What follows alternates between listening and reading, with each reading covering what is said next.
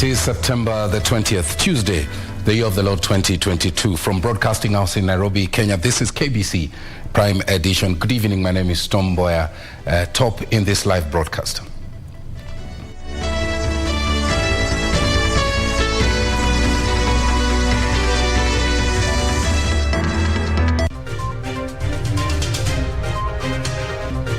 No more supremacy battles. Senate and National Assembly speakers in talks for a seamless legislative process. Relief for farmers as the government rolls out a fertilizer subsidy program, slashing prices for the commodity. And embattled Football Kenya Federation President Nick Mboya forces his way into the Federation's office.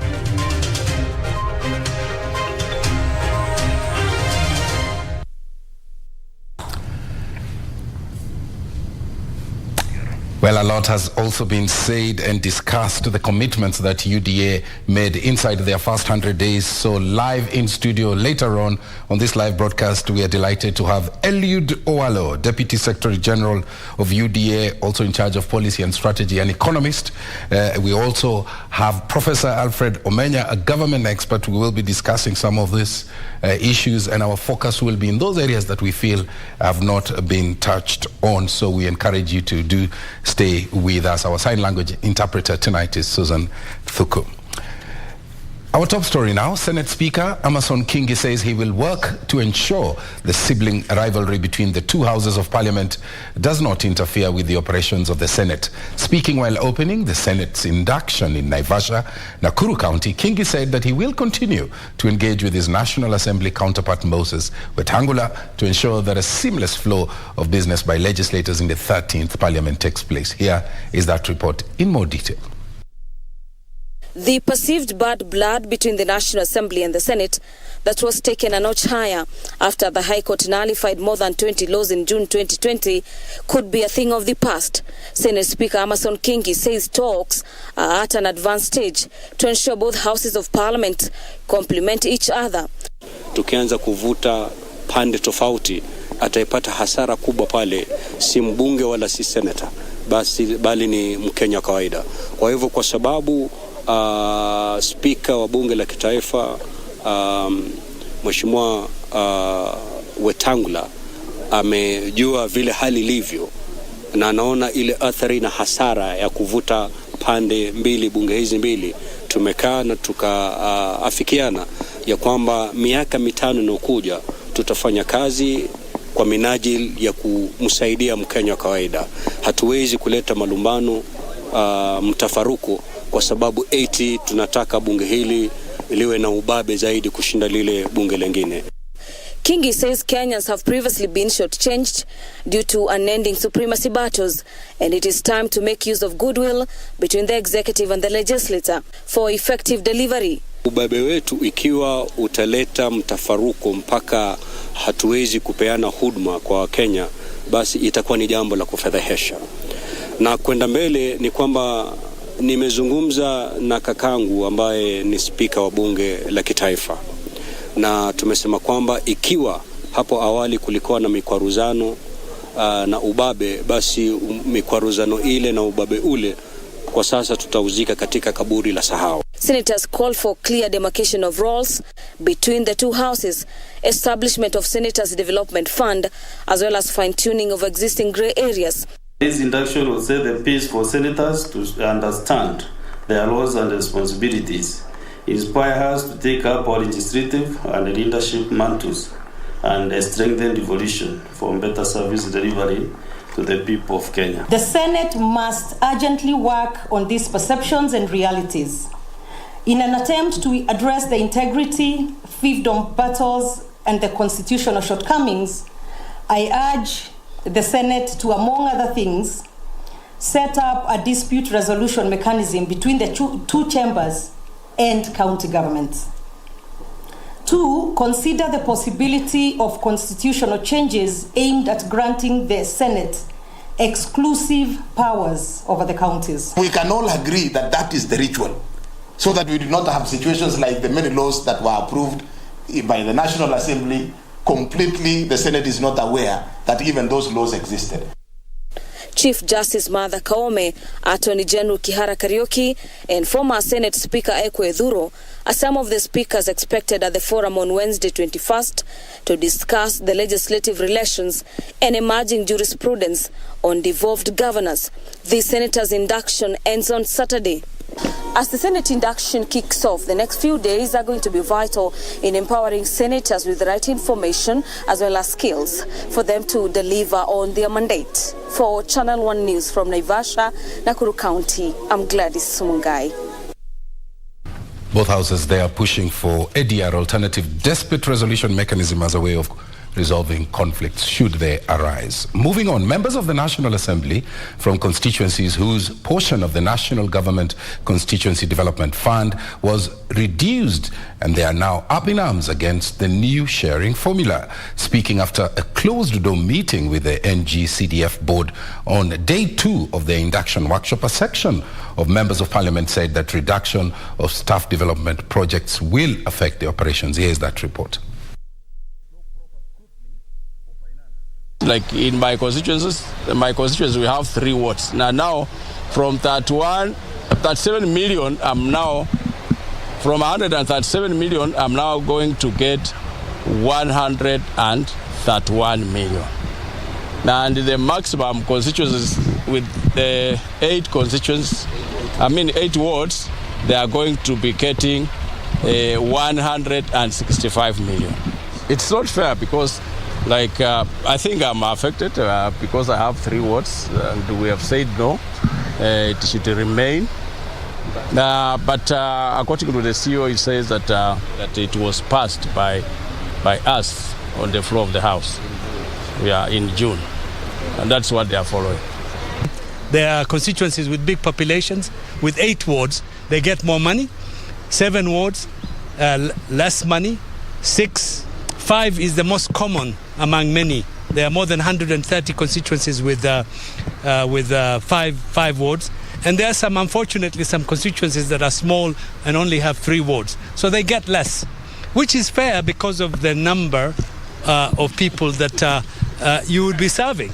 So in that sense, for me, I think this is a more fair and equitable system. Let's now go to the county of Kisumu, where Elisha Oraro has retained his seat as a Speaker of the County Assembly of that county after a stiff competition from former Majority Leader Samuel Ongo. Oraro got 25 votes in the second round of voting against Ongo's 22. The two failed to garner a 2/3 majority in the first round. The exercise was marred with heckling as the two rival camps differed on virtually everything. Achola Simon puts that story into perspective.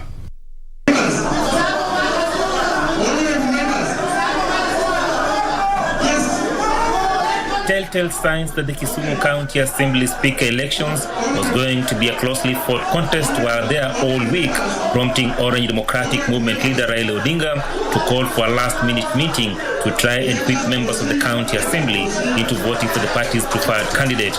The meeting seems to have yielded fruits as the party's choice, Elisha Oraro, retained the seat after shaking off stiff challenge from former Majority Leader Samuel Ongo. Elisha has obtained the highest number of votes in the second vote, total of 25. And password was done in order 8-2. The Honorable Elisha Oraro was then selected as the Speaker of the County Assembly. Oraro got 25 votes in the second round against Ongo's 22, after none of them secured a 2/3 win in the first round. Do swear that I shall always truly and diligently serve the people and the Republic of Kenya in the office of the Speaker of the County Assembly of Kisumu. So tense was the exercise that each of the MCAs took photographic evidence after casting the vote. Nerea Akoth beat Vincent Mboya to clinch the Deputy Speaker's post. Earlier, the swearing-in ceremony of the MCAs was disrupted over and again as rival camps disagreed over a purported court order that barred 4 nominated MCAs from participating in the exercise. In Siaya County, George Okode is the new speaker. Okode beat his sole competitor Evans Orwenjo by 38 votes against 2 in the round 1 of the poll. Elsewhere in Migori County, the ODM party leadership met a section of MCAs ahead of Wednesday's swearing-in and election for the speaker. The party has settled on former Member of Parliament Owino Likao for the seat. The contestants are Karario Marwa, George Duro, Martin Owiny, Francis Ndar, Isaac Ochier, Gradus Oloch, and Tom Mungai Ouma. Achala Simon, Prime Edition, Kisumu County. Well, Isiolo County wasn't spared as well. There was a drama in that county as the assembly on Tuesday during the swearing-in ceremony of 18 newly elected and nominated members of the county assembly. This after a section of Isiolo residents flocked, believe it or not, the assembly, protesting the nomination of Calvin Mbuthia Waruguru to represent minority groups. Mbuthia, who is the brother to the former Laikipia women member of the National Assembly, Kate Waruguru, is among the 8 nominated MCAs who were sworn in, despite the protesters rejecting his name on account of allegedly being a non-resident of Isiolo. Timothy Kipnusu is our man on that story.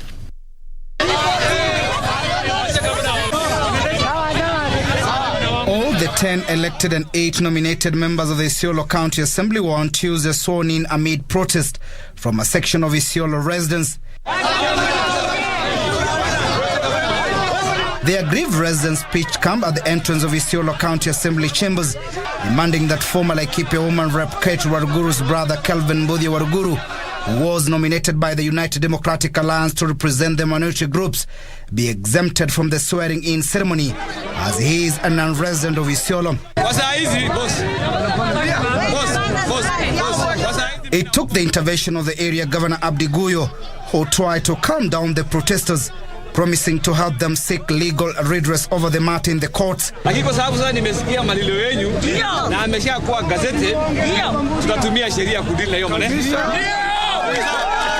Mbuthia vied unsuccessfully in his native Dingithu ward in Laikipia County. Honorable Bima Gilo Abdinur. Halima Abgudo Gole, who was elected as chair of ward member of County Assembly, was also sworn in, becoming the first ever elected female member of the Isiolo County Assembly since the inception of devolution. So nawashukuru sana wananchi wa Cherabot wenye wameniamini kunipa hiyo kura kama mama.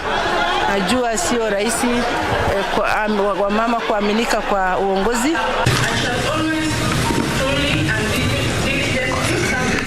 Elsewhere, a total of 47 Kericho members of the County Assembly took an oath of office at the County Assembly chambers on Tuesday, ready to execute their constitutional mandate for the next 5 years. The 30 elected and 17 nominated members of County Assembly took the affirmation of office in the presence of the area Governor Eric Mutai and area Senator Aaron Cheriot, among other county officials. In Trans Nzoia, 33 members of County Assembly, among them 8 nominated, have been sworn in at a ceremony led by County Assembly Clerk Moses Lupao. This even as the Kenya Kwanza coalition was defeated in the Trans Nzoia Speaker seat race after Andrew Wanyonyi beat former Chiringanyi Member of Parliament Wesley Korir. And our role is going to just assist him on oversight matters and help him achieve his objectives. So to the people of Trans Nzoia, expect good tidings, and our MCAs and our staff, better days are ahead. And former Ganze Member of Parliament Teddy Mwambire has been elected as the second Speaker of the Kilifi County Assembly. He will be deputized by Ruruma Ward Member of County Assembly Naftal Nyai Kombo. Mwambire of ODM got a total of 37 votes against his close rival James Mlewa of the Pamoja African Alliance Party, who got 13 votes. Tunahakikisha kwamba ugatuzi unafanya kazi kikamilifu. Nafikiri ndani ya miaka 10 hamjaona hata wale wanaitwa village administrators ndani ya gatuzi la Kilifi. Huu ni wakati ambao nitakuwa karibu sana gavana, tuhakikisha kwamba tunaweka msingi mpaka chini kabisa. For every ruling that the chair will make as provided by the... In Murang'a County, Johnson Mukoha was elected Speaker of the County Assembly. 46 members of County Assemblies participated in the polls, which saw Mukoha garner 40 votes against his only opponent, Stephen Masharia, who got 6 votes. Honorable members, I will meet with various leadership of Murang'a and seek support of the experienced lawmakers to help you deliver. Mukuha will take over from Duarte Kariuki, who has served as Speaker of Assembly for 2 terms. The third assembly will consist of 35 elected and 12 nominated MCAs. Timothy Kipnusu, Prime Edition. Well, that report by Timothy Kipnusu brings us to our first break right here on KBC Prime. Remember, President William Ruto is inheriting an economy that, according to many, is not really in great shape. We will be discussing the challenges that he's likely to run in and perhaps also rope in the likely impact of this model that has been marketed during the campaign and also after the campaign, the bottom-up model of economy. And live in studio, I do have Professor Alfred Amenya, a governance expert, and also Eliud Owalo, an economist, and the Deputy Secretary General of UDA Party. So do stay with us.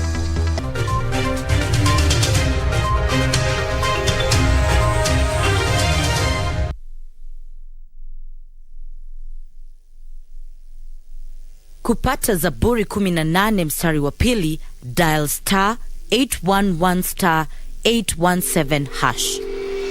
Mwenyezi Mungu ni mwamba wangu, ngome yangu na mkombozi wangu. Mungu wangu, mwamba wangu ninayemkimbilia ninapohitaji kuwa salama.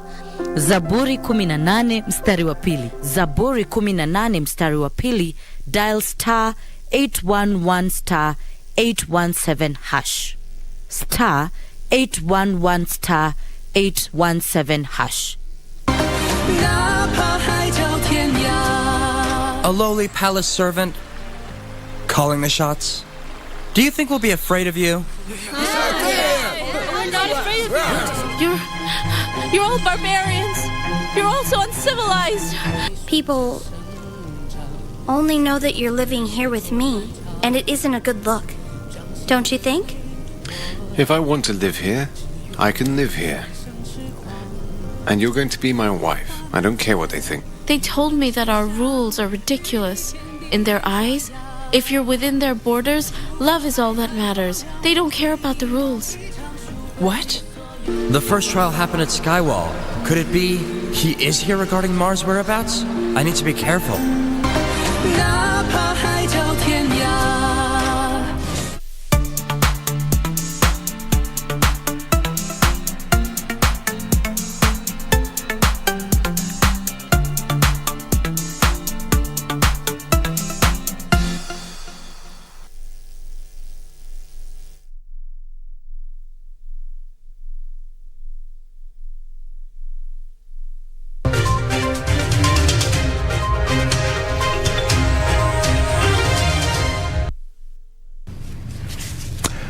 Welcome back our socials at KBC Channel 1, my Twitter handle at Mboya24. Moving on, President Dr. William Samoei Ruto will Wednesday, the 21st of September 2022, make his maiden address at the 77th United Nations General Assembly in New York, United States of America.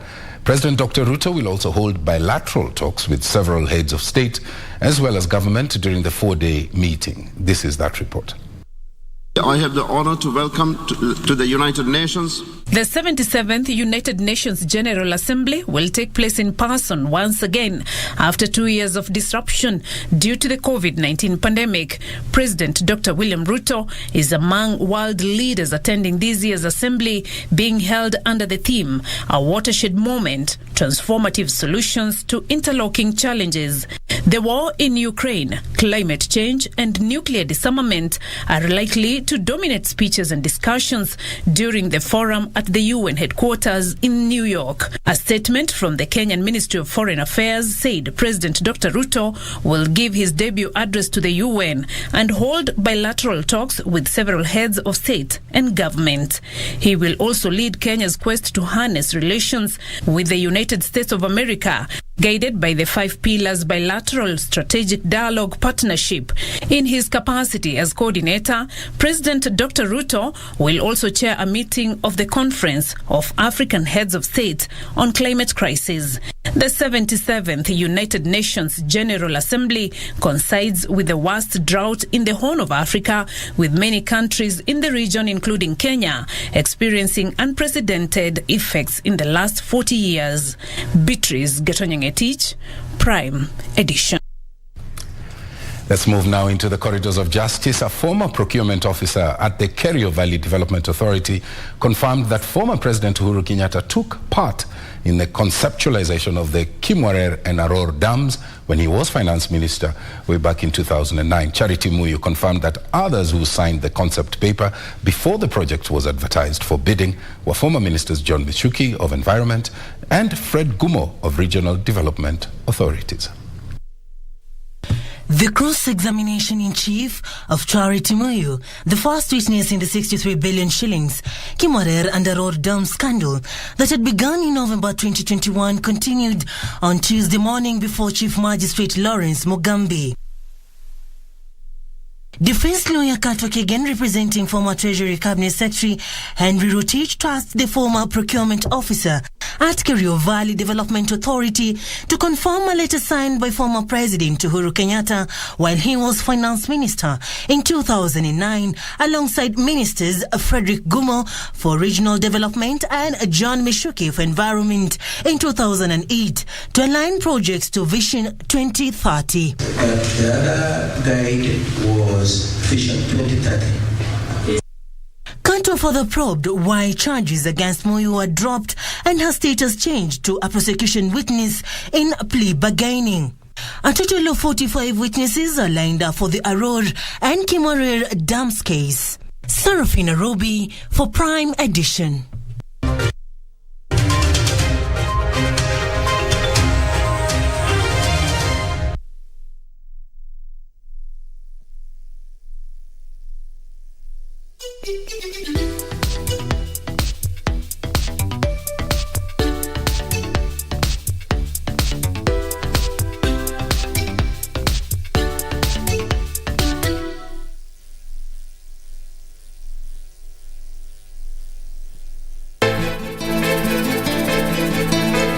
Over between us. I'm done.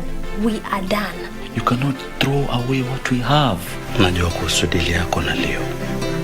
Nani mwingine sasa kwa mimi? Jackie, bora mahusiano yetu yaishe tu.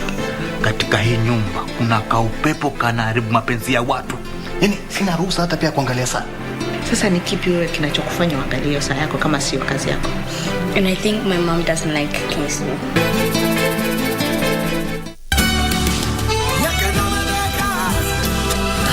She doesn't want to get in touch with anyone, and I'll have to ask you not to tell anyone that she's living with me.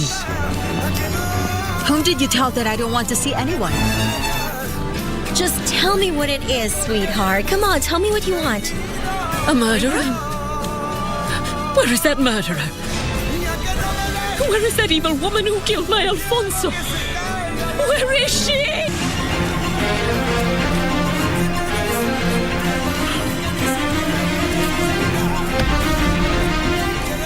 You don't deserve anything, got it? So that it won't come as a surprise later, Nuria. I want you to know that I'm taking you out of my will and you're not getting a cent from me. Did you get that, my dear daughter?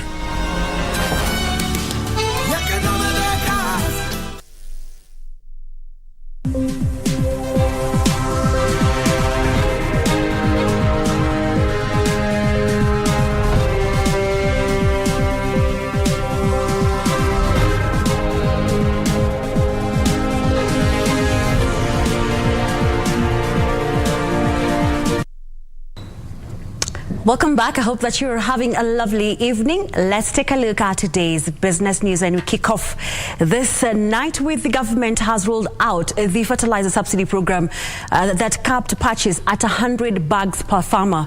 Crop Development Principal Secretary Dr. Francis Owino says the fertilizer is available at the National Cereals and Produce Board depots. The 3.5 billion shillings fertilizer subsidy program has been operationalized, with farmers in regions experiencing short rains prioritized. According to the Ministry of Agriculture, the first phase of the subsidy program targets to subsidize 1.42 million 50 kg bags of fertilizer that is estimated to put 1.4 million acres of land under food crop during the short rain season. Individual farmers will be entitled to a maximum of 150 kg bags of fertilizer that are already in NCPB facilities across all regions experiencing short rains. With the subsidy in place, a 50 kg bag of diammonium phosphate, commonly known as DAP, will retail at 3,500 shillings. Calcium ammonium nitrate used for top dressing will retail at 2,875. Urea at 3,500 shillings.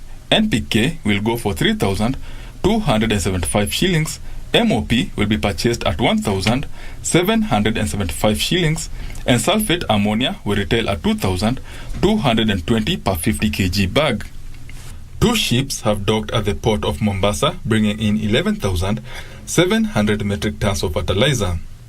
Another shipment loaded with 24,509 metric tons of fertilizer is expected to dock at the port of Mombasa in 4 days. This is the second time the government is subsidizing fertilizer this year, after prices rose to a high of 7,000 shillings for a 50 kilo bag. In April, the government spent 5.7 billion shillings to subsidize 2.28 million bags of fertilizer. During a meeting with the Agriculture Committee of the National Assembly, Agriculture Cabinet Secretary Peter Munya said the government needed 30 billion shillings this financial year to subsidize fertilizer to 2,800 shillings per 50 kg bag. Benson Ruba reporting for Prime Edition. Now, Kenya is among African countries seeking to harmonize blue economy regulations for sustainability and full exploitation of the multi-billion shillings opportunities. The new regulations will address issues such as illegal fishing, ocean pollution, and other maritime crimes perpetrated by foreign fishing multinationals that have threatened the sustainability and conservation of aquatic biodiversity.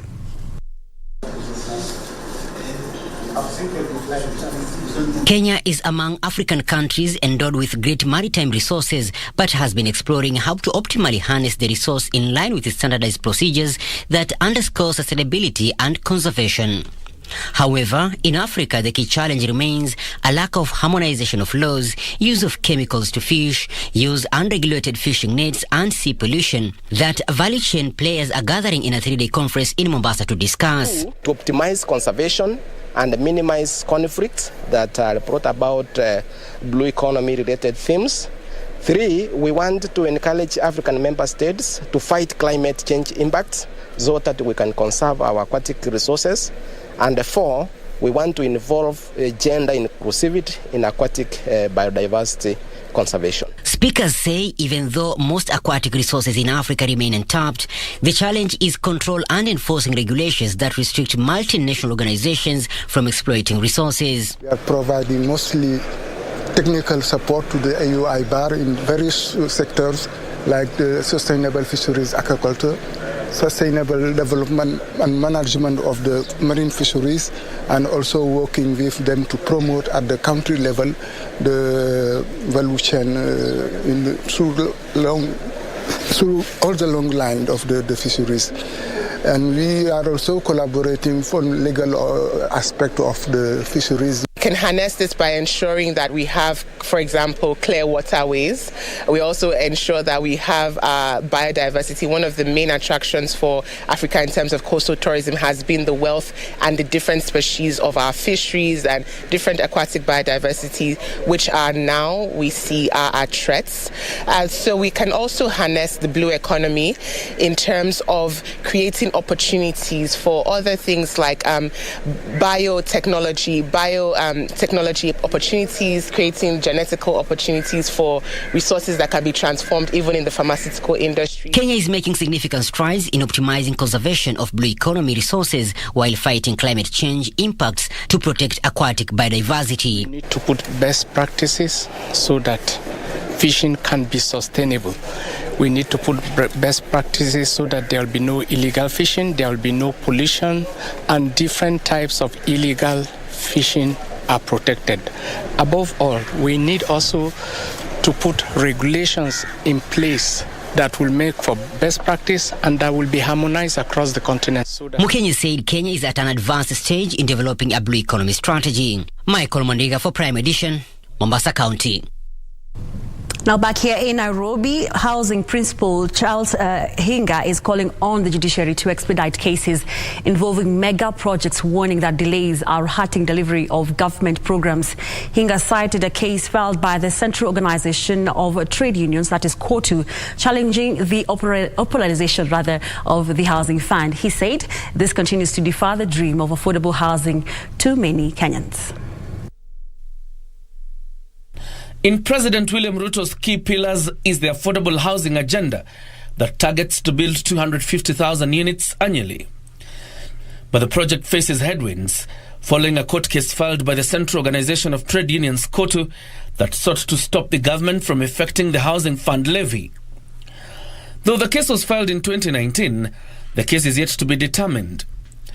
A state that Housing Principal Secretary Charles Hinga wants that it continues to hamper the government's program on providing affordable housing. You've already seen the beneficiaries of this home, some of them in Park Road. They are the ordinary Kenyans, the ordinary Kenyans. It's not us who are living in those places. We have 55 Juakali artisans today who are living in those houses in Park Road. We have got 8 touts, Makanga, who are in Park Road. That's the face of Kenya. So those people had no hope of ever owning a home except for this particular program. So we also want to even implore on our judiciary, even your own staff, your security guards, your bodyguards, those are the low-paying cadres. They are also looking for those homes. So even as you entertain the frustration of these things in the corridors of the law courts, all we are asking for, if there is something that we have not done procedurally, just make sure you give us timely judgment. With the hope that the matter will be expeditiously dealt with by the judiciary, the Housing PS is calling on Kenyans to continue registering with the fund as a form of investment. They live in a house, but that house does not meet the Article 43 standards of our constitution, which is a decent, affordable home with basic services. Majority of Kenyans don't live in a house with sanitation. They don't have water. They don't have electricity. That is not the standard that is contained in our constitution. Under the plan, Kenyans can own the housing units by paying mortgage at a rate as low as 5,000 shillings monthly. Unlike banks, unlike other lenders, because this is our chama, our national chama for housing, we are saving for each other and we are helping each other to build these houses at affordable rates, and we are giving them affordable mortgages. But how does retired President Kenyatta's plan for affordable housing fit into the new administration's plan? President Uhuru's Big Four agenda, it was 500,000 over 5 years. So it's not a scale down. So 250 a year is obviously a step up, because it means in 5 years the numbers are much higher than that. John Jacob Curia, Prime Edition. Now, farmers affiliated to KTDA have donated tea valued at 4.3 billion shillings to Pakistan's flood victims as part of the relief efforts in the aftermath of floods that have affected the third of the country. Now, Pakistan is the largest importer of Kenyan tea, accounting for 36% of tea exports. Now, the donation was presented to the Pakistan High Commissioner to Kenya, that is Sadia, by KTDA Chairman David Ishoho. Here are the details of that story and more. Presenting the donation, Kenya Tea Development Agency Chairman David Ichoho told Pakistani High Commissioner to Kenya Saklin Saida that tea farmers were standing with our country and assured her of their continued support as they rebuild and re-emerge from the flooding disaster. He said KTDA will handle the logistics and related costs for the consignment until it is delivered. Following the devastating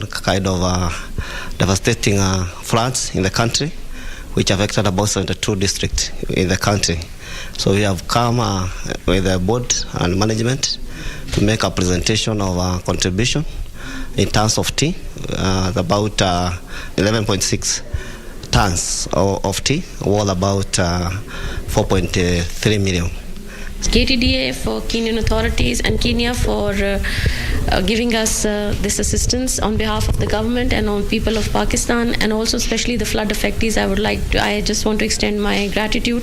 Meanwhile, Kenya and Israel have created a business-to-business platform seeking to boost adoption of data-driven agronomy. Israel's ambassador to Kenya, Michael Lotem, says 20 Israel-based companies are in Kenya, scouting for business opportunities in finance, energy and agri-tech in efforts to foster Kenya's food security agenda. Is to introduce the Israeli companies, the Israeli technologies to the locals, not only to the founders, because one thing we understand, we should introduce the technologies also to the financial institutions. They should know that agriculture is not a high-risk business. It's not. It's a high-tech business, not a high-risk business. And once the population, once the youth understand that this is a high-tech business, they will go there. Finally, smallholder farmers across the country are calling on to the government to reform laws on the purchase, handling and distribution of unregistered indigenous seeds. This, they say, bars them from growing their desired nutrient-dense and locally available crops, leading to a loss in the food diversity from farm to plate. The smallholder farms, you find they're growing sorghum, millet, cassava, sweet potatoes, pumpkin all together. But now we are selling them one variety of crops. What that does is that it kills the agricultural biodiversity, and that has an impact on the nutrition, on our nutrition. They are concerned that criminalizing of seed exchange among farmers encourages biopiracy by private entities. Reporting for Prime Edition, I am Teresa Mutai. Thank you, Teresa, for that report. And it's actually 4.3 million tea that has been donated by farmers affiliated to KTDA, 4.3 million shillings to Pakistan flood victims. Now, that is where we put a cap on tonight's business news. My name is Caroline Jenger. Up next is Richard Bunga with the latest in the world of sports.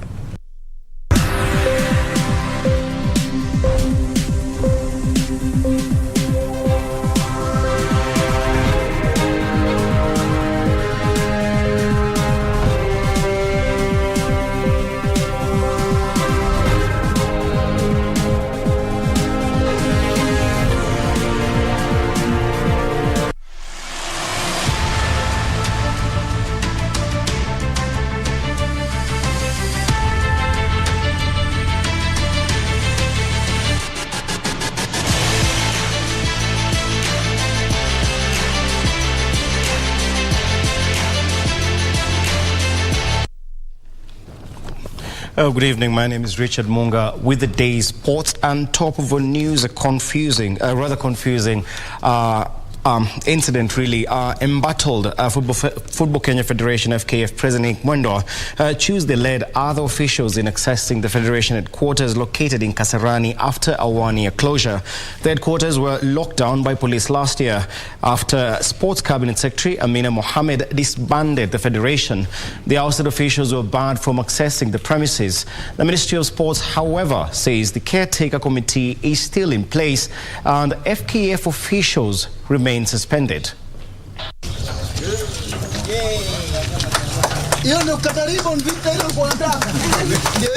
Tuesday afternoon, embattled Football Kenya Federation President Nick Mwendwa led other officials in reopening the Federation headquarters. Kuna mtu amesema freedom has come. Leo freedom imerudi katika football. Leo tumefungua goal project. Tumefungua ofisi za FKF tena. Ni siku ya furaha kama wewe ni mpenzi wa football. Ni siku ya furaha kwa Mkenya yoyote ule alikuwa anataka mtoto wake arudi kwa kiwanja kucheza football. Mwendwa was accompanied by police and FKF officials, including Secretary General Badi Otieno. This comes a few weeks after Mwendwa, who had been in and out of police custody, wrote to FIFA informing them that he will soon be back in office. Nataka kuambia wewe kama unaona mambo yako yakiwa mabaya leo na una imani na unaamini hujafanya lolote, ukiwa na imani, ipo siku itajulikana ukweli. On Wednesday, the courts will rule whether or not fresh charges preferred against Mwendwa after his initial case was dropped by the Director of Public Prosecutions will be allowed. Wale wameumia, hawakucheza football, hawakujua wataenda wapi, hawakujua hii football ni ya nini, na hawakuelewa kilichofanyika.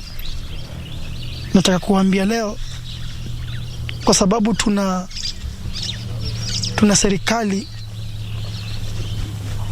ambayo iko serious na mambo ya youth na inaheshimu matakwa ya watu. Leo tumefungua Goal Project. This comes even as the Minister of Sports installed caretaker committee announced on Monday that the start of the new season, which was initially slated for this weekend, has been pushed forward by a week to pave way for Kikoso games, which are currently ongoing in Kericho. For Prime Edition Sports, I'm Daniel Mwendwa. Many Kenyans confused in regards to that development. Even Tom Mboya himself could not believe what I was reading in regards to that. But Tom, indeed, it is true. They have resumed. They have gone back to the offices. But still, the FKF Caretaker Committee is still in charge of football in Kenya. Now, on to other matters. Alfred Simio has retained his position as president of the Kenya Wheelchair Basketball Federation following the federation's elections that were held today at Jimliza Hotel, Buruburu. 22 members of the federation took part in the elections. 8 officials were elected to serve for the next 4 years. Alfred Simio was unopposed, hence retaining his position as the president of the Kenya Wheelchair Basketball Federation. Joseph Ochieng was re-elected as the vice president. Edwin Muro retained the position of secretary general, while Ebi Sagala will serve again as deputy secretary. We have a plan to construct a court in Joytown Special School, which we are running up and down to see that this court has been constructed. Beatrice Ochola was elected treasurer, Caroline Wanjira organizing secretary, while Josephine Juma, John Makoha and Newton Gatobu are the new committee members. I'm planning to be transparent, and I'm always transparent and genuine. And issues with money, you need to be very transparent. Tumefanya uchaguzi kutoka counties tofauti mpaka zile za mashinani. Hivyo basi tuko sure hata wachezaji kutoka kule nyumbani, sio Nairobi peke yake, watahusishwa na michezo. 22 members of the federation took part in the voting exercise, where 8 officials were elected to take office for the next 4 years. Frederick Olweta for Primetime Sports. Now, elsewhere, former world number 1 Naomi Osaka says she has had a difficult season. Osaka has not won any title since last year's Australian Open and has been defeated in the first round of all her past 3 tournaments. The 24-year-old and 4-time Grand Slam champion has also dropped to 48th in the rankings going into this week's Pan Pacific Open. Osaka is defending her title at the Pan Pacific Open in Tokyo, an event that is being played for the first time in 3 years due to the COVID-19 pandemic, having withdrawn from Wimbledon with an Achilles injury and losing in the first round of the French and US Open. The third round of the Australian Open was the farthest point Osaka reached in a Grand Slam this year.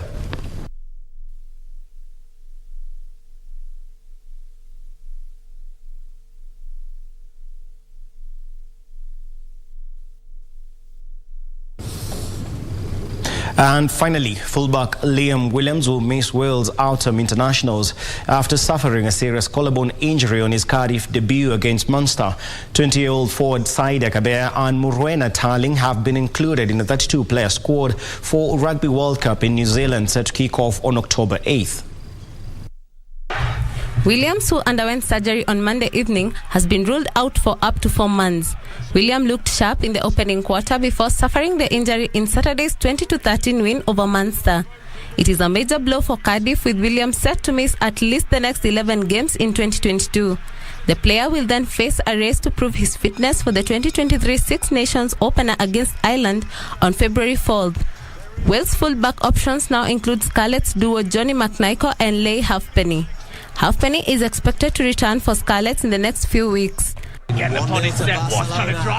Meanwhile, flanker Kabea has beaten 2014 World Cup winner Vicky Fleetwood to a place in the squad, with Sarah Beckett, another back row player, left out.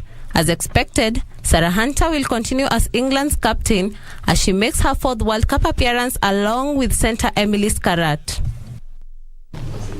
Well, that's all the time we had for sports tonight, but be sure to catch other sports updates in our subsequent bulletins. I'm Richard Munga. Do have a good night, but don't go too far. Tom Mboya is on the other side of the studio, of course, with an interactive and educative interview. Tom, take over.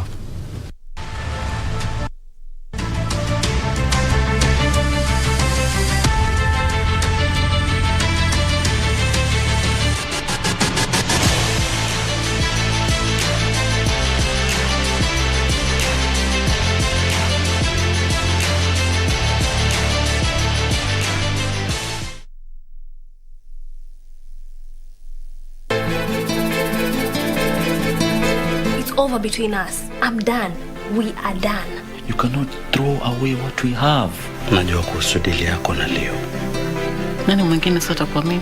Jackie, bora mahusiano yetu yaishe tu. Katika hii nyumba kuna kaupepo kanaharibu mapenzi ya watu. Yaani sina ruhusa hata pia kuangalia sana.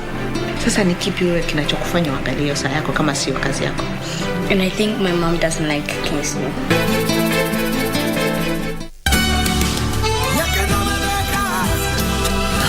She doesn't want to get in touch with anyone, and I'll have to ask you not to tell anyone that she's living with me. Whom did you tell that I don't want to see anyone? Just tell me what it is, sweetheart. Come on, tell me what you want. A murderer? Where is that murderer? Where is that evil woman who killed my Alfonso? Where is she?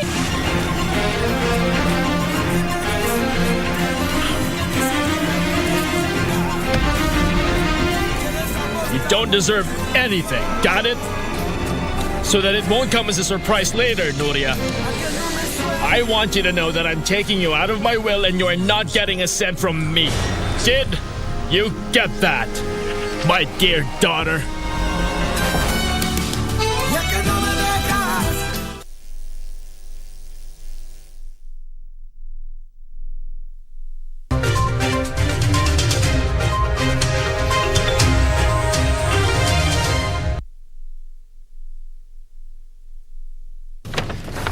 Thank you, Richard Munga, for that sporty update. Well, we're now getting into our interactive section, but before we do that, let's look at President William Ruto's first week in office. The first things that he did was to appoint appellate judges. And you remember, that was rejected by his predecessor, President Uhuru Kenyatta. The next thing he did, inside the first week that he was in office, was to increase the judiciary budgetary allocation by 3 billion over the next 5 years. He also decided, yes, we're going to work with the judiciary in building high courts in 7 counties, magistrates court in the remaining 123 sub-counties. The other thing that the president did inside the first 1 week was to support the judiciary digitization program. Okay. What else did he do in the first 1 week?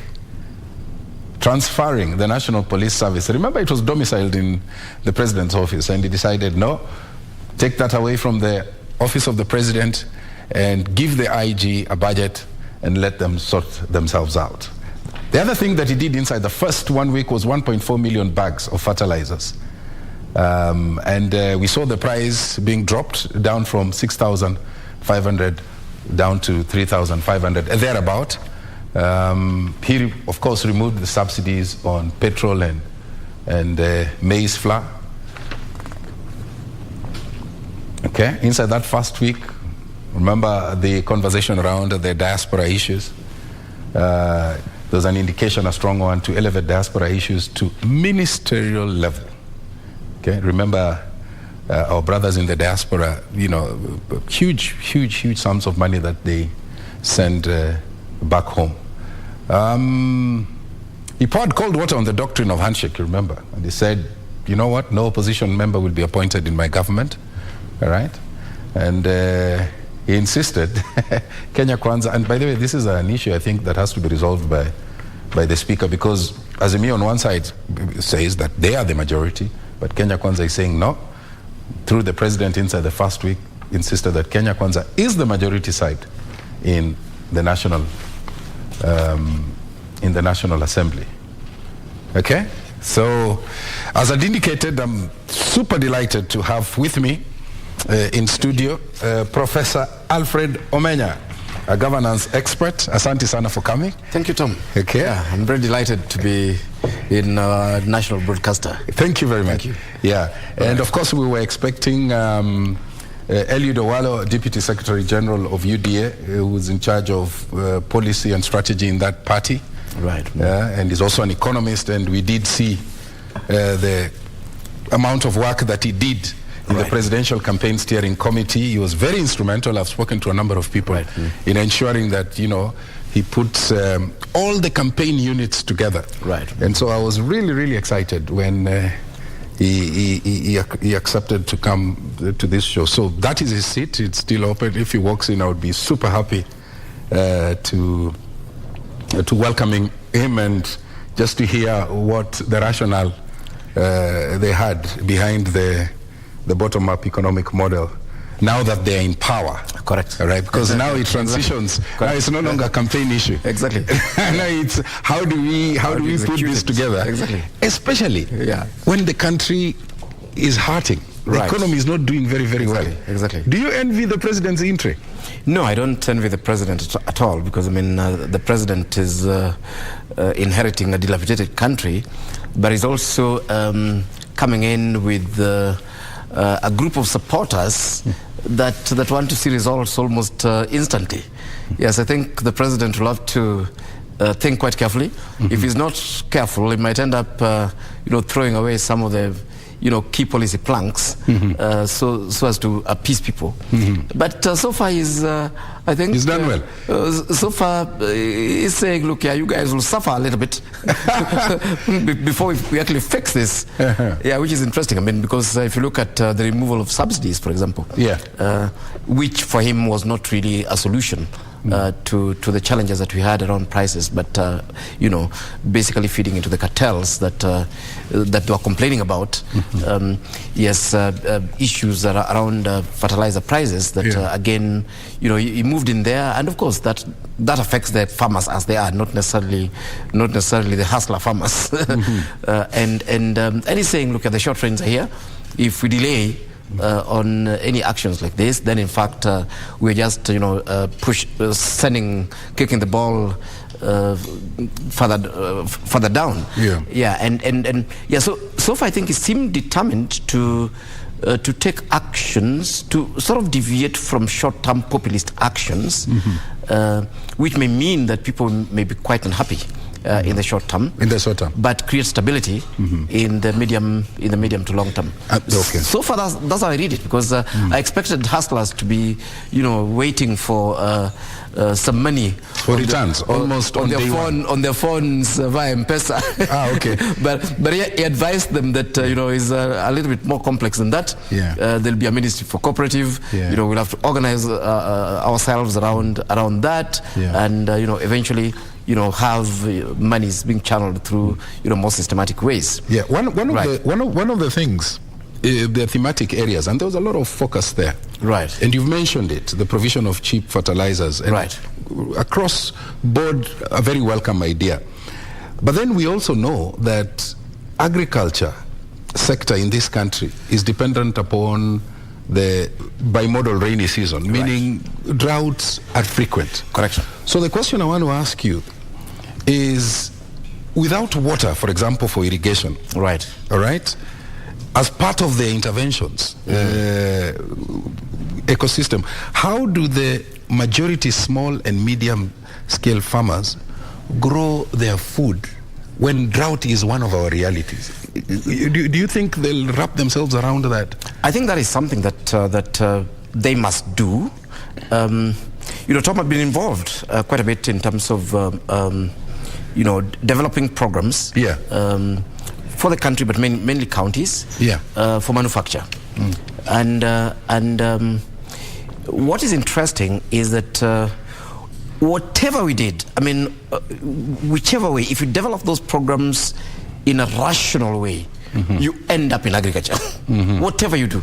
You know, we did these things in Kisii. We ended up there with, you know, with avocado things and coffee. We did this in Kirinyaga. We ended up with rice. You know, we did this in down at the coast in Kilifi. We ended up with, you know, fish and fish processors and so on. The very, very few instances where we ended up with non-agriculture value chains. So the point I want to make and is that I think the government, this government is spot on. That if you're going to grow the country, whichever way, whether you're growing it from the top or from the middle or from the bottom, the nature of our economy is actually focused in agriculture, and a lot of jobs are actually in there, both small and medium and so on. So targeting that sector as the major driver of the bottom-up economy. Of course, they also referred to others like you know, the Juakali sector, you know, the Mbogas and so on. But I don't know how they'll do that one. But for agriculture, it's very, very clear that that is our priority value chain. Having said that, we have two issues here, like whatever you're highlighting. That our agriculture is actually rain-fed, and is very poorly managed.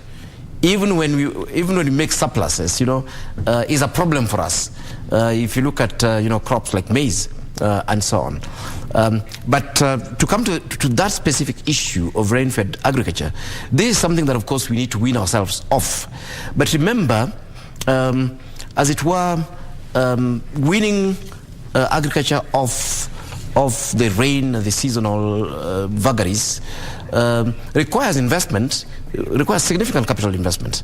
You know, of course, from government itself, in terms of the broader irrigation schemes that we are talking about, and at smaller scales, we expect you know, farmers to shift, you know, to greenhouses where there's a lot more control of all the parameters, you know, moisture, the heat in those sort of places and so on.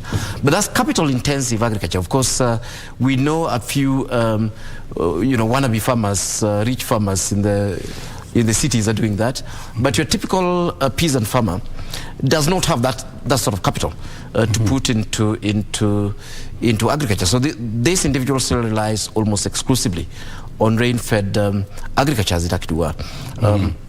In fact, even if you look at the ones who are going to be the beneficiaries of the subsidized fertilizer, most of those are still going to be medium-sized to large farmers who are already organized, who are already doing this, who already have things that they're doing at scale. So the point I'm saying is that I think the president and his team are on the right track. However, I think there are quite a number of other issues that have to be dealt with, including what you're just talking about, weaning agriculture of this, you know, seasonality. And then, of course, eventually we'll have to look at value addition in agriculture. We cannot just be getting maize to consume, because that's the only reason why we can't buy maize from the farmers. If doing value addition to the maize, both for domestic consumption and for export, then in fact we would actually need you see a lot more maize, and the same with wheat, and the same with literally every single thing that we produce, be it rice, you know, millet, all the products that we're talking about, even fruits, as it actually were. As it actually were. Right. It's I mean, this is out there, that you're inheriting an economy that is not in very good shape. Right. So the question in a lot of people's minds is, fine, we also have that issue of the debt. Right. That, you know, is way up there in the stratosphere. Right. What do you think needs to be done to surmount that? Because there's a lot of emphasis, the conversation. Right. Even we had that during the campaigns. Right. That they're going to go very strong on production, and you've got out that very, very well. Right. But once the president puts his cabinet in place, what challenges do you think that the CS, who's going to be in charge of finance, will face from day one upon being appointed? It's something that the Kenya Kwanza team diagnosed very well, but they did the diagnosis, but we've not seen the prognosis and the solutions that are being put on the table, as it actually were. Yeah, because basically what we've had really is an incoherent economy. That's just what it is. That we have debt. That debt is being invested in infrastructure projects whose value is quite questionable. The direct value to the economy in terms of how many jobs are they creating, how much more value are they producing for us in terms of productivity of capital, as it actually were. And of course, Dr. Ndi famously, and in fact we were with him in the studio at some point discussing two projects. That was the SGR and the Expressway, and starting to look at the additional new jobs that the investment in SGR and Expressway was giving to the country. So here we are paying debts, but for investments that really have not given us returns, in terms of the value, both in the short term and in the long term. Now, of course, if you look at SGR and you're talking about reverting the port to the coast, to Mombasa, then it means that its potential to be productive is even less. So on the first instance, we have this non-productive debt. We've got debt that we must pay, but which was invested in projects that again, and they agree, it was invested in projects that were going to benefit private individuals. The crony capitalists, I think the state capture guys, the fellows who are able to actually, convince government to invest huge amounts of money, of taxpayers' money, most of it borrowed, into projects that were just going to benefit themselves and not necessarily the broader public. So yes, we have debt that we must pay. That is number one. Of course, number two, we need money for development. So how will we get that money for development? Is it more debt, or what do we actually do in this particular scenario? On the other hand, that debt has also caused other problems. That a lot of this debt is actually domestic. So government is also competing with you and me to borrow from the local banks. And what has resulted in this is that we have ridiculously high interests for domestic borrowers. In fact, we don't even have money from where the ordinary person, the SMEs and so on, even large-scale local private sector, can actually get and inject in the economy. So how then do you grow this economy if people are broke and they have no money to put in the economy? And meanwhile, government is paying debt that is actually not productive, is not resulting in jobs, is not resulting in more taxes, is not resulting in higher productivity of capital, as it actually were. So I think there'll need to be a very, very clear rationalization of that model. That how do we get the economy on its foot again? How do we ensure that the Mwananchi and the investors have money in their pockets and are not competing with government? This was already achieved in Kibaki's time. Again, how do we ensure that our capital investment is resulting in again, all these things we're talking about, creating more jobs, is resulting in higher productivity of capital, so that these guys can pay more taxes and we actually generate a lot more resources and so on. And I think that's what's lacking. So far, there's no clear indication at all, and there's a challenge. I'll need to pick up with my friend David Ndi. I was hoping that Awala will be here, so that you explain to us how the entire ecosystem will work. Where you're telling us, okay, fine, you're going to create jobs. How are you going to create jobs? You're going to slow down on borrowing, hopefully, but we will still have to borrow. And so what sort of infrastructure are you going to invest in that can start resulting in productivity of capital?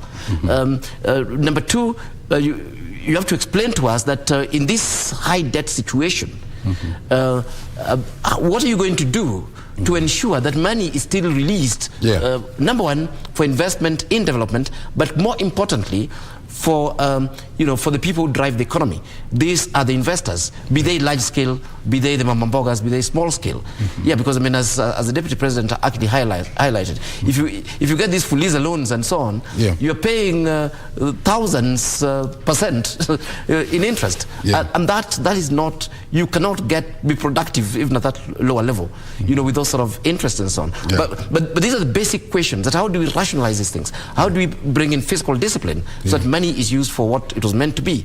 How do we ensure that that we have adequate savings? What do we do with these debts that we already have that are not actually productive, that was not put to good use? What do we do with them? Are we going to renegotiate terms and so on?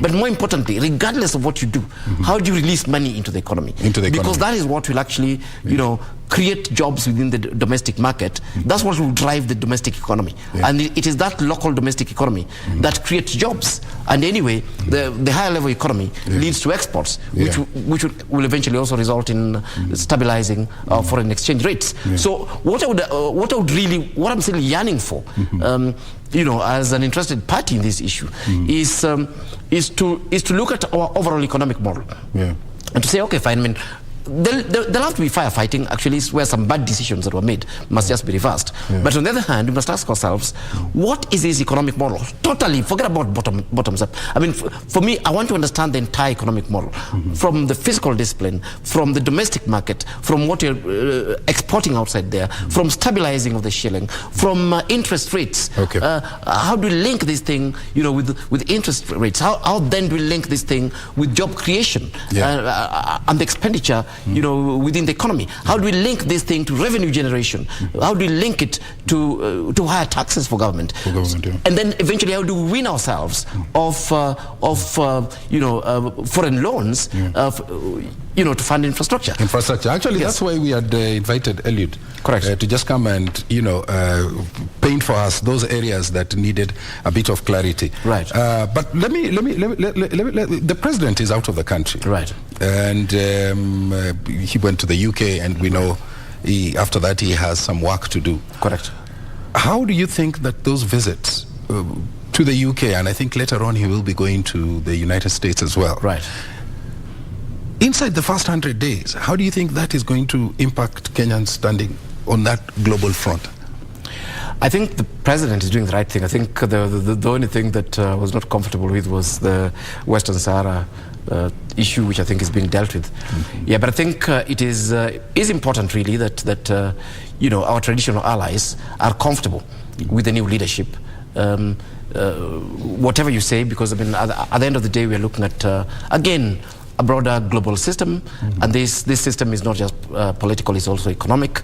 There'll be quite a number of issues that one would actually look at there. And you need the support of our big brothers, whether you look at it from World Bank facilities, whether you look at it from borrowing from IMF, whether you look at it from issues around governance within the UN, whether you look at it from grants, whether you look at it from climate change and stuff like that. Our traditional partners are actually, those are the people who have largely been investing in the country, and yes, of course, I mean, we have corporations from those countries that typically tend to come in with the big monies at the top there. If you're going to establish any serious industries to speak of, which must still continue, and this is why my own model is growth from the top, from the middle, and from the bottom. It is not just growth from the bottom. Because typically it is those big investors at the top there who largely invest for export, and they're there here already. I mean, whether you look at your big tea factories, whether you look at your Parethrams, whether you look at the big guys in the financial sectors and so on. And what you're saying is that this must continue, actually, and we must broaden that, while at the same time we need to actually start looking at investors that then grow the middle, and basically what I'm looking at here is a huge working class. I mean, it would be so interesting if, say, we are able to bring in, say, 10 million new jobs or 20 million new jobs and so on. Yes, and at that level you really are looking at a mix. The guys at the top there, because of the high levels of mechanization and sophistication, may not always have the numbers, but yes, I mean, they have the knowledge capital, they have the skill set. They have the skills, so and even the financial capital to actually inject there. Yes, so those must actually continue, and we must consolidate them. And then at the same time, we need to then be very, very clear that how do we develop the middle and how do we develop the bottom. So it's a bit too early to expect magic, isn't it? Because even when you look at it, usually the first 100 days is not about doing this. It's more of spending time running an audit, a quick one, identifying where the pain points are, and prescribing solutions for those pain points, and then saying, this is the direction that we want to go, this is the baseline, therefore we'll use it to identify our targets and the timelines and so on. So you would say that it's a bit premature to expect turnarounds almost immediately. Exactly, because with all fairness, even in corporate, you need time to run audits and identify where. Well, I mean, even a small eatery business, you need 5 years to to break even and actually start seeing the benefits. Yeah. But you see, to me, this is where we need to really think. And the team that's working with the new president, fortunately, was there in the Kibaki NAC government bit. Yeah, because what you saw there was broadly policies, both social and economic policies, and extensive planning that happened within that particular period. And it was interesting that actually, if you do it right, you start getting the benefits quite soon. By quite soon, I mean you start getting that in the medium term. By the second year. Why? Because I mean, if you rationalize this thing, you introduce fiscal discipline, you introduce some of these initial policies and so on, those things will actually find their way in the next year's budget. So you start rationalizing how government is spending, government expenditure, almost immediately. But of course, the impact of that to be felt, because I mean, this budget that the president is implementing is the last Uhuru Kenyatta's budget. His own budget, we've not even started the budgetary process. But then my concern is that if you don't have clarity of policy direction, and if you don't have clarity of plans, and for me the real key thing is these economic plans. So again, the guys working on this need to thrash this thing out like yesterday, because a lot of the things that the president is going to do, a lot of the decisions that the president is going to make, everything from taxation levels to priority infrastructure projects, to social spending, to those hustler fund issues and so on. A lot of them are actually going to be within the ambit of that particular economy. If they proceed to do a lot of those things outside, then they'll be no different from the Uhuru Kenyatta government that basically did things by fiat, as opposed to this. So as we wind down, when you look ahead, what are you seeing in the next 300 days? Well, I think what I'm seeing really is I would say a mixed bag, and you could see it. I think what we're going to see in the next 300 days is more or less what we saw right at the start of this presidency. That very decisive. Do you think? Partly decisive, but just most of them just pragmatic. And that's why I'm praying that this core of coherent plans are in place. Because I think what the president will do, he'll be making pragmatic decisions on a case-by-case basis. Saying, this I can make, like swearing on the judges. Swear them in, straight away. What does it say something? Exactly. Surely. That decisiveness is important, because again, there are quite a number of things that can be done without developing a national plan and developing a national budget, like swearing in on the judges, for example. And some which were just wrong decisions, you see, like the pot issue, you can also make such a decision and then quickly follow it up to ensure that that's actually implemented. However, what I don't see happening is actually that sort of coherent policy framework that then you actually start implementing. I think it is now that this team will actually be focusing on that. Fortunately, and I've been telling people that actually we are lucky in a way, because this particular election did not have too many issues. The two candidates that were running for this election were ready to lead from day one. And yes, the things they needed to fix and so on, but they were ready to lead from day one, compared to other previous elections where we've had our own local issues and so on. And that's why the president comes in, he makes these pronouncements, already shaping our foreign policy. He'll be coming back again, setting up his government. So I expect that they'll move a lot faster than the two previous governments have done. That's a good place to leave it. Moving a lot faster. I want to thank you so much. Unfortunately, we can't cover all these issues inside the time that was allocated for us. Professor Alfred Omenya, government expert. I want to thank you so much for finding time and honoring our invitation. Asante. And of course, we were expecting Eliud Owalo, Deputy Secretary General of UDA, to also come and join us in this conversation. But for one reason or another, he didn't make it. And I'll reach out to him perhaps later on to find out whether he's okay. So I want to thank you on behalf of the Prime Edition team for watching this program. My name is Mboya, and I'm wishing you a pleasant evening from Nairobi, Kenya. Good night and bye-bye. Asante sana, Tom.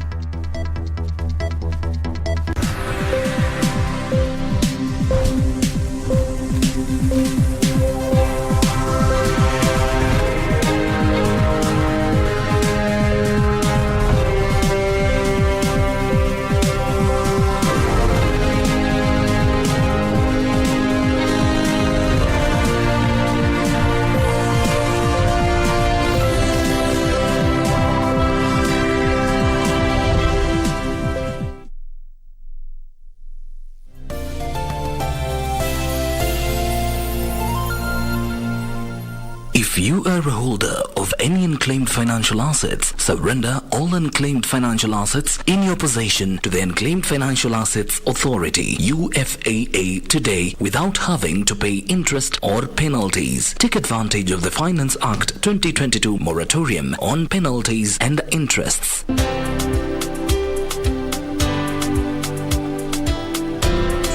For more information,